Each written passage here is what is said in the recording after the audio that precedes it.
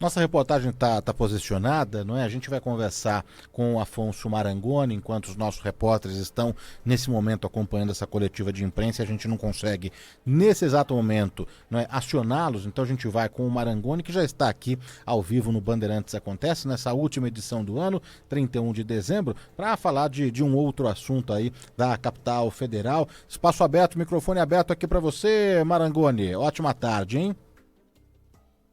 Boa tarde, Danilo. Boa tarde, Zaidan. Boa tarde a você que nos acompanha na Rádio Bandeirantes nesse último dia do ano de 2025.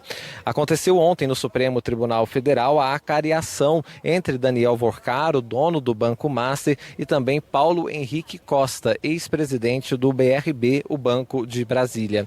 Esta medida, então, aconteceu atendendo, uma determinação do ministro Dias Toffoli.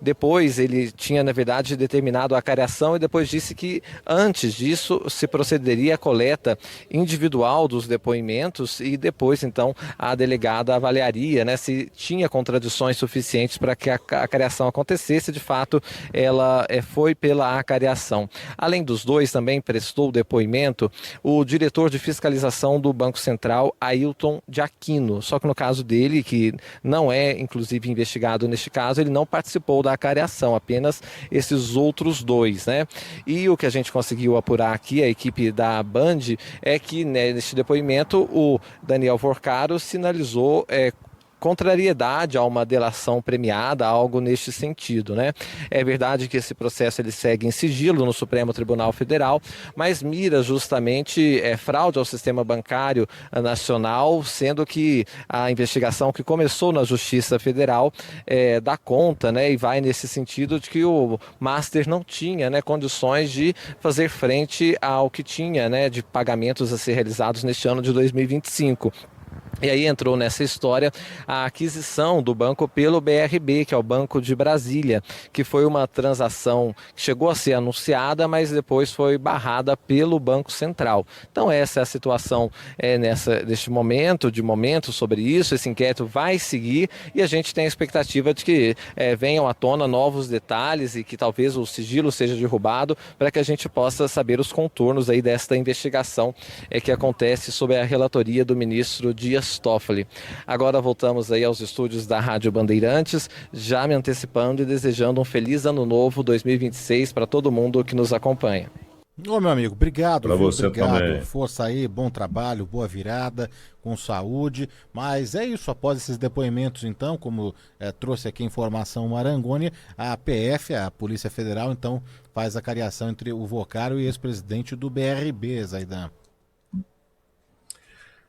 O dia foi bastante tenso, Principalmente porque, além da delegada, vale ressaltar, havia um juiz auxiliar do Toffoli acompanhando a, a acariação.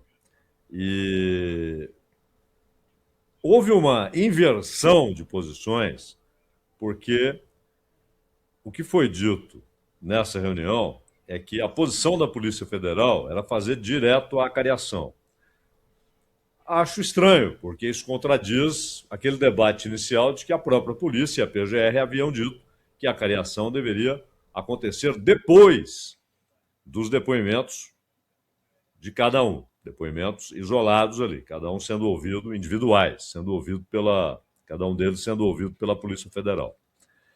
E houve também, da parte do juiz auxiliar, a posição, que obviamente não era dele, Danilo? A posição determinada pelo Toffoli, de que ela fizesse as perguntas que o Toffoli mandou fazer. Isso teria sido dito pelo juiz auxiliar Carlos Vieira Adamec. E a delegada corretamente disse não. A ordem que ela havia recebido era para ela fazer as perguntas que a Polícia Federal queria fazer. E aí ligaram para o Toffoli, ligaram para o diretor-geral da Polícia Federal e, no final das contas, foram feitas as perguntas que a polícia queria fazer e aquelas que o Toffoli queria fazer e que ele transmitiu para o seu auxiliar, o juiz auxiliar. E vale notar que o diretor do Banco Central por não ser investigado. Ele simplesmente estava lá como uma espécie de orientador técnico da decisão do Banco Central e de como o Banco Central enxerga a situação do Master, que agora se agrava, porque houve uma descoberta de uma nova fraude, de acordo com aquilo que foi detectado. E outras fraudes podem aparecer. Então, no fim das contas, a investigação está no seu início. E é preciso, principalmente, isso deve ser interesse primordial do Supremo, da Polícia Federal, da PGR, investigar como as portas da política foram abertas para o Banco Master, no sentido de estabelecer frentes de pressão. E aí, dinheiro dos aposentados do Amapá, depositado no Master. Dinheiro de aposentados pensionistas do Rio de Janeiro, servidores públicos. Dinheiro depositado no Master. Servidores públicos do Amapá, servidores públicos do Rio de Janeiro, de várias cidades pelo Brasil. E, acima de tudo, essa fortuna colocada pelo banco, que é do Distrito Federal, isso é dinheiro público. Você tem ali os ativos do banco, os clientes do banco, mas a cobertura e a garantia jurídica, se ela é dada pelo Distrito Federal, ela é uma garantia pública. Ela é dada pelo governo do Distrito Federal, que, de resto, recebe subsídios da União, ou seja, do Brasil inteiro. Estamos falando de mais de 16 bilhões de reais. Isso não é feito sem influência política. Sem que dentro do parlamento, dentro do governo do Distrito Federal, portas não tenham sido abertas. É claro que essas portas foram abertas de dentro.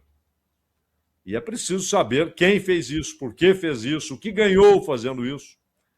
Além da fraude em si. Esse é um assunto específico do Banco Central. Isso aqui é uma posição fraudulenta. O banco não conseguirá honrar os compromissos que assumiu. É preciso uma intervenção.